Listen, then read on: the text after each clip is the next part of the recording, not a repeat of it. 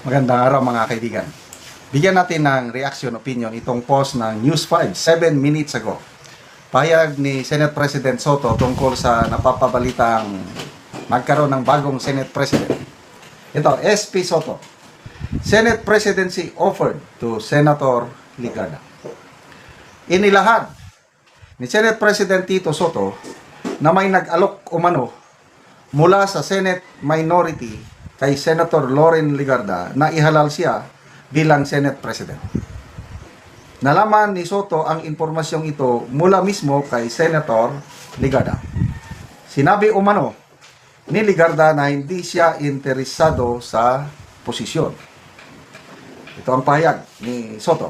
Ang buong majority namin very solid. As a matter of fact, baka isa, dalawa sa mga hindi namin kasama dati mapasama sa amin. Okay, so yan, nagiging klaro na ang lahat na yung sinasabi ni Professor Malutikia na baka we will be witnessing the first female Senate President. Ito pala si Senator Ligarda. Hindi si Amy, hindi si Pia Cayetano. So, dalawang kwento, dalawang naratibo. Itong sinasabi ni Senator Soto, minority black, ang lumapit kay Ligarda, inoferan siya na magiging Senate President. Sabi naman ni Ligarda na ayaw namin. So, one side pa lang yan . The other side of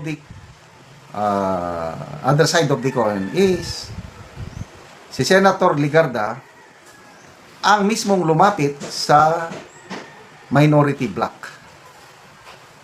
para magkaroon ng leadership changes sa Senado. Kasi nga daw, dahil kita niya, ginigipit ng administrasyon ang kanyang anak na si Congressman Libeste. So, meron ng numero ang minority black, o ibig sabihin, nakaabot na sila ng 13. Kailang hindi pa matuloy-tuloy ang kudita dahil hindi sila nagkakasundo kung sino ang ilalagay na bagong Senate President. Yan, naratibo ng kabila, ito namang isa naratibo. So, ganito lang, to solve the issue, hintayin natin si Senator Ligarda mismo ang magsalita. Pag mayroon ng pahayag si Senator Ligarda at sasabihin niya na, sabi, i-confirm niya ang sinasabi ngayon ni Senator Soto na, yes, I was offered by so-and-so na I will be the next Senate President but hindi ko tinanggap. Ayun.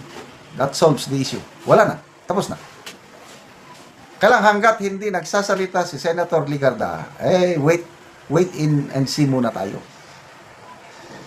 Dahil di natin alam. Parte yan ng politika. Kaya pala sinabi ni Senator Lacson na yung kudita sa Senado is a continuing crime. Ang pahayag naman ni Senator Alan Peter Cayetano is not today.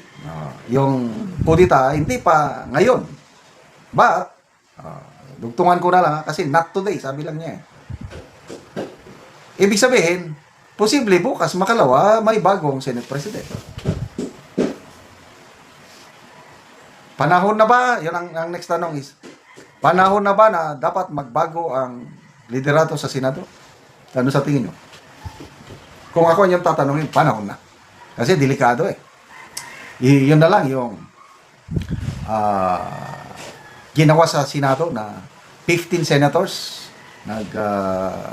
karon sila ng resolution condemning Chinese embassy statements tungkol sa West Philippine Sea. Delikado yun. Tapos, panukala o idea pa ni Senator Soto, pinag-aaralan nila na i-declare na persona non grata ang isang Chinese diplomat. Delikado yun. Mabuti na lang at nakialam na ang palasyo. Nagsabi na si Auntie Claire ng Pangulo, ang stand niya is no. So, I hope na medyo nag-die down na yung issue kasi ayaw ng Pangulo. Maawa naman kayo sa ating mga OFWs. Sila ang magiging biktima nito. So next, bakit ayaw kong magpatuloy si Senator Soto as Senate President? Itong pagkontra niya sa Supreme Court ruling sa impeachment ni BP Sara, plus sabay proposal, magkaroon na tayo ng charter change. Nako, delikado yan. Delikado. Bakit? Baka balik nila yung panahon pa ni Romualdez na charter change para maging prime minister si Romualdez. Kasi problema nila ngayon, itong administrasyon, problema nila, sino ang kandidato nila na pwedeng makatalo kay BP Sara sa 2028? Wala silang Romualdez, out of the picture na. So, most likely si John B. Rimulya. Wala. Sa opinion ko lang walang pag-asa. John B. Rimulya, natatalunin niya si BP Sara. Posible siguro kung yung panawagan ng ilang political analyst kunuhay. Magkaisa, Marcos and Dilawan kakampi. Put up sila ng single candidate. Ayun. Ang tanong naman, sino?